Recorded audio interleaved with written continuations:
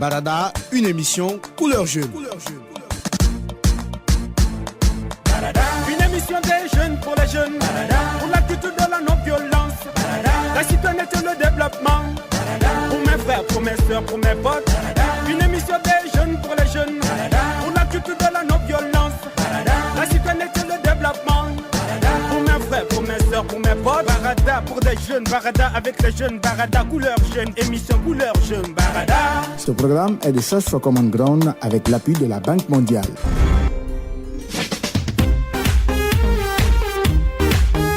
Chers amis, fidèles auditeurs de Barada, à partir de l'instant où vous m'écoutez, l'émission Barada sera désormais présentée par notre ami Mustapha Viki Diallo. Je vous laisse donc en sa compagnie et bonne écoute à vous. Merci Abdourahmane de m'introduire. Amis jeunes, mesdames et messieurs, vous suivez Barada. Nous vous remercions pour votre fidélité à cette émission. Barada, un programme fait par les jeunes et pour les jeunes. Cette semaine, votre magazine aux couleurs jeunes aborde la réforme du secteur de la sécurité. Ce processus est engagé dans notre pays depuis 2011, mais son évolution reste peu connue par les citoyens. Ce qui d'ailleurs pousse certains de nos camarades à se poser des questions sur cette réforme du secteur sécuritaire. C'est le cas de notre ami Aboubacar qui se demande où en sommes-nous avec cette réforme. Suivez son témoignage.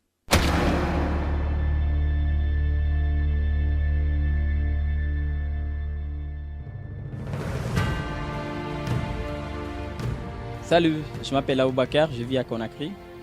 J'entends souvent parler des réformes engagées dans les différents secteurs.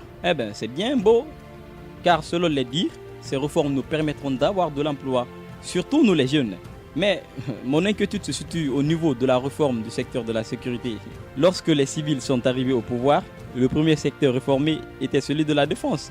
Je m'attendais à ce que le secteur de la sécurité le soit aussi, évidemment, mais malheureusement, on n'en parle presque pas. Alors que les gens se font agresser tout le temps, il n'y a pas plus tard que le mois dernier, mon cousin s'est fait dépouiller de son argent par des agents pendant qu'il rentrait d'une soirée. Mais ceux qui sont censés assurer notre sécurité ont déjà fui leur mission. Pour moi, même si ces réformes nous favorisent l'accès à la fonction publique, mais si nous ne sommes pas en sécurité, ça ne sert à rien. Imagine que tu passes tout ton temps à bosser et qu'un jour par malchance tu tombes et un fainéant tombe sur toi et braque son arme sur toi. Alors, pour qu'on bénéficie de cette réforme, il faudra que le secteur sécuritaire soit réformé. Même si je me demande où en sommes-nous avec la réforme de ce secteur. Chers auditeurs, quel est le niveau de connaissance des jeunes de Guinée sur le programme de réforme engagé dans notre pays? Pour avoir une idée, je vous invite à suivre la deuxième rubrique de cette émission. Dans ce talk show, je reçois pour vous Mamadou Kossa Kamara et Alimou Diallo. Suivez. Alors, vous avez tous les deux suivi le témoignage du jeune Boubacar. Je commence par toi, Kossa. Que penses-tu de ce témoignage? Bon, en fait, c'est un témoignage que moi je qualifierais d'ancien temps. Parce que je vois que ce jeune Aboubacar n'est pas encore connecté parce que la réforme du secteur de sécurité est en cours. Et c'est une chose qu'il faut apprécier. Toi aussi également, Alimou, tu as écouté ce témoignage. Qu'en dis-tu? Laissez-moi vous dire, c'est touchant dans la mesure où on sait ce qui se passe dans le pays. Vous savez, il ne s'agit pas de se voiler la face. Si vous voyez qu'il sort jusqu'à ce qu'il fasse un témoignage de ce genre, c'est parce que ça l'a touché. Et je sais que c'est des milliers de jeunes qui sont dans la même situation. Ce n'est qu'une goutte d'eau dans l'océan. Une goutte d'eau dans l'océan. Et qu'est-ce qui te prouve qu'aujourd'hui nous sommes en train de se voiler la face? Parce que quelque part, Kossa nous disait que la réforme du secteur de la sécurité est en cours. Toi, qu'est-ce qui te fait dire qu'aujourd'hui rien n'est fait? Moi, je vais parler sur le concret, le factuel qui est là.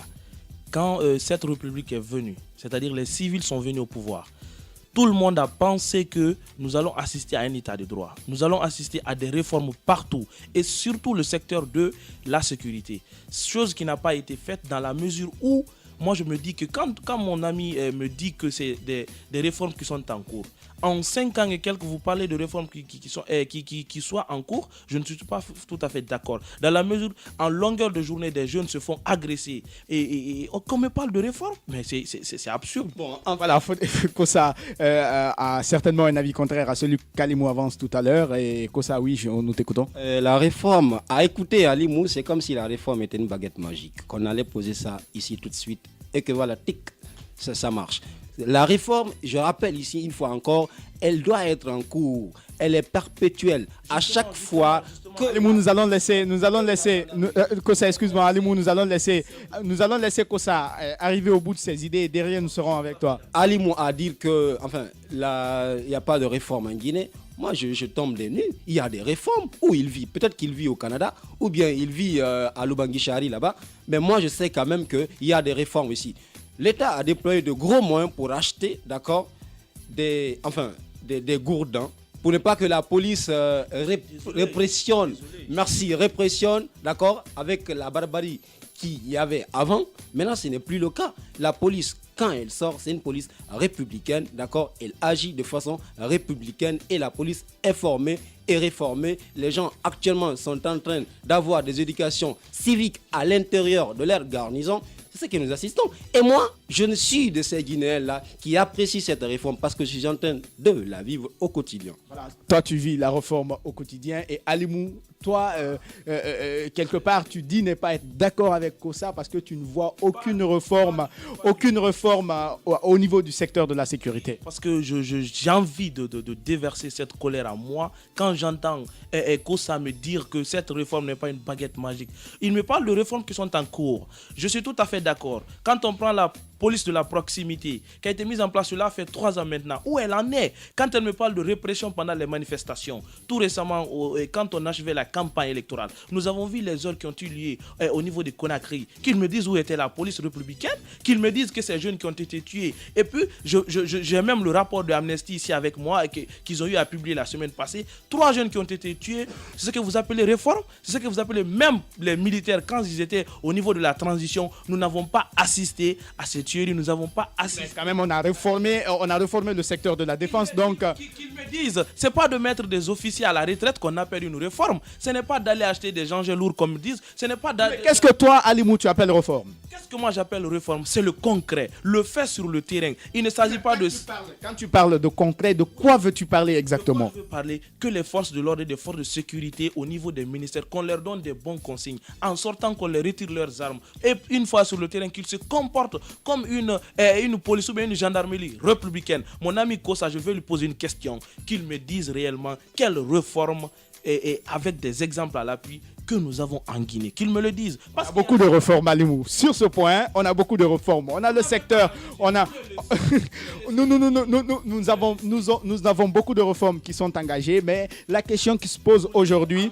Oui, mais écoutez, c'est un processus, Alimou. Je ne suis pas en train de prendre position, mais c'est un processus qui est en cours et un changement, est un long processus. Alors, nous sommes à la fin de ce débat. Et Kossa, quelque part, Alimou fustige toujours la réforme du secteur de la sécurité. Et aujourd'hui, toi, tu dis que cette réforme est en cours. Qu'est-ce qui est fait aujourd'hui pour que nous puissions dire que la réforme est en cours? Bon, je n'ai pas d'abord à répondre aux questions de Alimou, d'accord? Je réponds à la question de toi, journaliste, d'accord? Donc, je dirais à Alimou, il n'est pas un bon observateur. S'il était un bon observateur, il allait attendre au moins 3 ans, 4 ans, 5 ans après pour voir ce qui a été fait, pour critiquer ce qui a été fait. Il ne peut pas critiquer ce qui est en train d'être fait. Ce n'est pas être un bon observateur. Je ne vois pas où il est en train d'user, il use de quoi, d'accord, pour me parler de non-réforme. Moi, je vois la réforme qui est là, parce qu'avant, mon policier guinéen et aujourd'hui mon policier guinéen font de ces 2 policiers, il a tourné de veste, il a changé, il est républicain, il sait maintenant agir en fonction des textes et en application des principes de la police et de la gendarmerie. Amis jeunes, fidèles auditeurs, vous venez d'écouter un débat houleux où la force des arguments était de taille. À présent, écoutons la rubrique Avis de l'expert.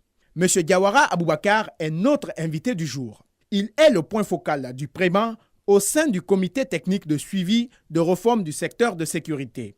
Dans cet entretien, il nous parle de l'état d'avancement de ce programme. Suivez plutôt. Monsieur Diawara, bonjour. Bonjour. Alors, vous venez d'écouter un témoignage, un talk show. Globalement, quelle analyse en faites-vous? C'est que les jeunes, ils ont raison. Quand on ne connaît pas, on ne peut que d'être dans les erreurs. La réforme guinéenne, c'est une réforme qui touche l'humain. C'est la sécurité humaine que nous avons visée. Tout ce qui est menaçant envers l'homme, individuellement pris, la réforme, dans sa globalité, a tenu compte. Alors, qu'est-ce qui est fait aujourd'hui par la réforme pour qu'on puisse parler de toute cette globalité? Oui, la réforme guinéenne a débuté en réalité en 2010. Après l'évaluation du secteur, nous avons reçu 162 recommandations, dont la tenue d'un séminaire national sur la sécurité. Donc nous avons dégagé la vision pour la réforme de la sécurité et de défense, c'est bâtir en Guinée un état de droit démocratique fondé sur les valeurs d'une société riche de sa diversité culturelle, sur les valeurs universelles contenues dans la Charte des Nations Unies, de l'Union africaine et dans notre loi fondamentale, et faire face aux défis du développement pour répondre aux attentes des millions de Guinéens. C'est ça la vision. Dans la rubrique précédente, j'ai reçu deux jeunes. L'un était carrément convaincu, comme vous l'avez compris. L'un était convaincu qu'il y a réforme et l'autre n'en était pas du tout. Mais celui qui est convaincu qu'il y a la réforme, il ne sait pas exactement ce qui est en train d'être fait ou ce qui est fait par rapport à toute cette histoire de réforme. Oui, je disais, après la mise en place des organes de pilotage de la réforme, nous avons le CNPRSS, ça c'est l'enveloppe même de la structure de réforme, du pilotage. Nous avons la commission d'orientation stratégique et après nous avons l'unité de gestion du programme. Nous avons la CTS, c'est là où je suis maintenant. Nous sommes maintenant là, c'est le siège de la commission technique du suivi de la réforme. Après maintenant viennent les 5 comités techniques sectoriels. Quels sont ces 5 comités techniques sectoriels? Nous avons le comité technique sectoriel de la défense, le comité technique sectoriel de la justice, le comité technique sectoriel de la police et la protection civile, le comité technique sectoriel douane et celui de l'environnement. Alors, nous sommes dans un processus de réforme. Alors, est-ce que les jeunes ont une partition à jouer dans ce processus? Si oui, laquelle? Oui, les jeunes ont une partition bien sûr à jouer. Ils doivent participer humblement. Et la jeunesse, quand nous allons sortir, parmi les cibles que nous voulons atteindre, c'est la jeunesse, les femmes, les travailleurs. Si nous prenons par exemple le code de conduite des militaires, chaque militaire de nos jours a ce document à travers lui et il est en train de lire et mieux comprendre. Mais il faudrait que la jeunesse aussi comprenne que la relation civilo-militaire, comment doit fonctionner dorénavant. Nous allons expliquer parce que tout est expliqué dans nos documents cadres. Merci M. Diawara. Merci, c'est moi qui vous remercie. Chers poteaux de la team 224, la réforme du secteur de la sécurité est un élément du processus de réforme engagé dans notre pays depuis 2011. Un programme qui profitera à nous jeunes en nous donnant de l'emploi et en créant des conditions favorables à notre épanouissement. C'est pourquoi nous avons intérêt à ce qu'ils réussissent. Les agents de sécurité sont aussi en grande partie des jeunes comme nous. La réforme permettra de nous rapprocher d'eux afin d'avoir une relation plus saine que celle d'aujourd'hui. Toi jeune qui écoute cette émission, dis donc avec moi, je suis jeune et je soutiens pleinement la réforme du secteur de la sécurité. Chers potos, je vous donne rendez-vous la semaine prochaine dans un autre numéro de Barada. À très bientôt. Vous voulez réagir à cette émission? Envoyez-nous un SMS au 622 31 39 81 ou appelez-nous au 622 05 05 33.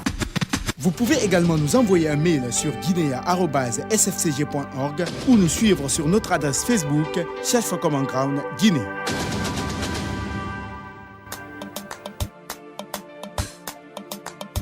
Barada, une émission couleur jeune.